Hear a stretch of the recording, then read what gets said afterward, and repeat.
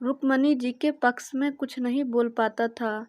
वैसे ही रवि भी अपनी पत्नी कीर्ति के आगे चुप ही रहता था। शायद सब उसने अपने पापा को देखकर ही सीखा था। दिन ऐसे ही बीत रहे थे।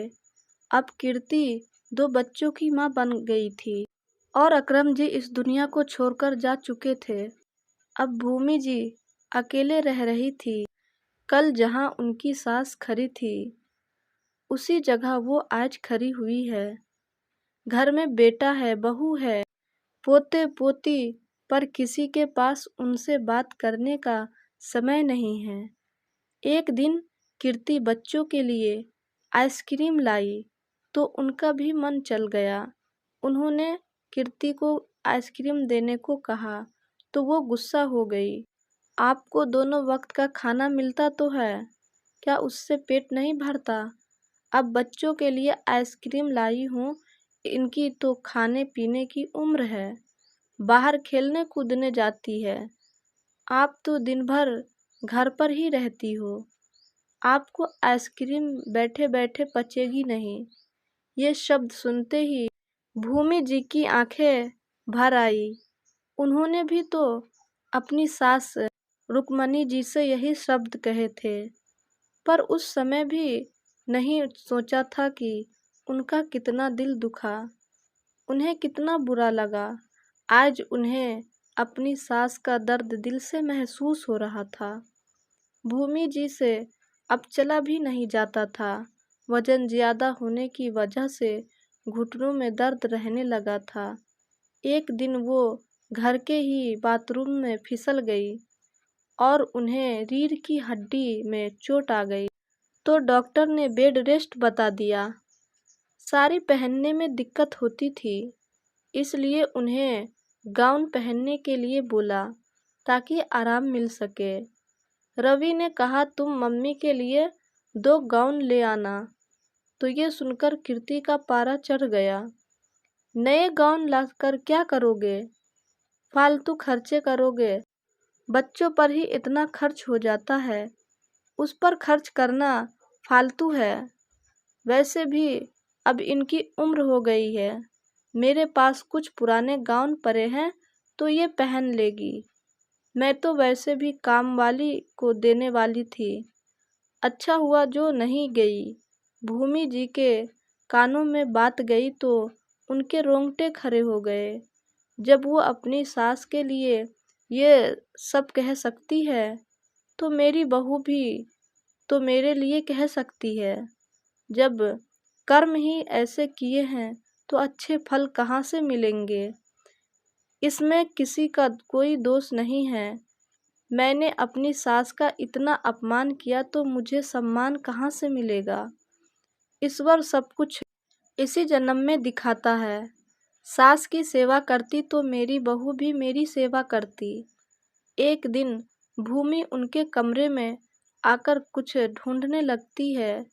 सारी अलमारी फैला देती है, सारे बक्से खोल देती है, पर कुछ मिलता नहीं। मेरी तो सोने की चैन नहीं मिल रही है। मैं बहुत दिनों से खोज रही थी, पर आज दिमाग में आया कहीं आपने तो मुझे परेशान करने के लिए चोरी करके छुपा तो नहीं दी। कीर्ति सीधे सीधे उन पर चोरी का इल्जाम लगा रही थी और भूमि जी लाचार सी बिस्तर पर लेटी हुई थी। आज उनका मन बड़ा आहत हुआ था। आखिर वो अपने ही घर में चोरी क्यों करेगी? बिस्तर पर उनसे लेटा नहीं जा रहा है। मन को सदमा लगा था, पर फिर भी उन्होंने उसे सहन कर लिया, क्योंकि उन्होंने भी अपनी सास पर दूध के गिलास की चोरी का इल्जाम लगाया था। वो ईश्वर सभी हिसाब ही पूरे कर देता है। जो जैसा करता है उसे वैसा ही मिलता है। कोई किसी को सुख या दुख नहीं देता है। कर्मों का फल सबको भोगना होता है। एक दिन कोई पड़ोसन उनसे मिलने आई तो कीर्ति अंदर नहीं आई। क्या करूं, सास सब कुछ बिस्तर पर ही करती है। मैं तो अंदर नहीं जा सकती हूँ, मेरी तो नाक बर्दाश्त ही नहीं कर पाती है। आज भूमि जी को बड़ा भारी दुख महसूस हुआ। उनकी हालत के लिए वो खुद अपने को जिम्मेदार मानने लगी थी। बिस्तर पर लेटे लेटे उनकी पीठ पकड़ चुकी थी और शरीर में कीड़े लगने लगी थी। उन्हें अंदाजा हो गया था कि अब उनका अंतिम समय नजदीक आ रहा है। उन्होंने एक दिन कमरे में अपने बेटे और बहू को बुलाया ताकि वो अपने मन की बात कह सके। उन्होंने सारी जायदाद बहू के नाम कर दी और अपने सारे गहने भी बहू कीर्ति को सौंप दी और बेटे बहू से बोली, बेटा वीर, जो गलती तेरे पापा ने की वही गलती तूने दोहराए। मैं तुझे दोष भी नहीं दे सकती हूँ क्योंकि तूने वही किया जो हमेशा से देखा था। और कीर्ति बहू, जो दुख मैंने अपनी सास को दी वही पलटकर मुझे मिल रही है। दोष तो तेरा भी नहीं है। मैं अच्छा करती उन्हें दुख नहीं देती तो आज मैं भी तुमसे सेवा की उम्मीद कर सकती थी। आज मुझे बड़ा ही पछतावा हो रहा है। मैंने मेरी सास का क्यों दिल दुखाया, उन्हें तकलीफ़ें दी। आज यही सब मेरे साथ हुआ तो मुझे उनकी तकलीफ़ों का एक एक आंसू का दर्द समझ आ रहा है। पता नहीं सास बहू का रिश्ता ऐसा क्यों होता है। सास को कभी बहू की तकलीफ़ नज़र नहीं आती है और बहू कभी सास की तकलीफ़ नहीं समझती, जबकि रहना दोनों को एक साथ होता है।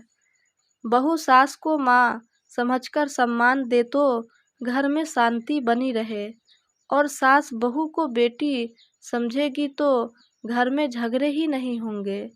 लेकिन जीवन का एक छोटा सा मंत्र भी किसी की समझ में नहीं आता। भूमि जी ने बेटे बहू को आशीर्वाद दिया और अपनी अंतिम सांस ली। आज कीर्ति को भी बहुत पछतावा हो रहा था। काश वो अपनी सास की सेवा करती। उसके भी एक बेटा है और अब वो भी अपने भविष्य से डरने लगी क्योंकि उसने भी तो अपनी सास को तकलीफ़ दी थी।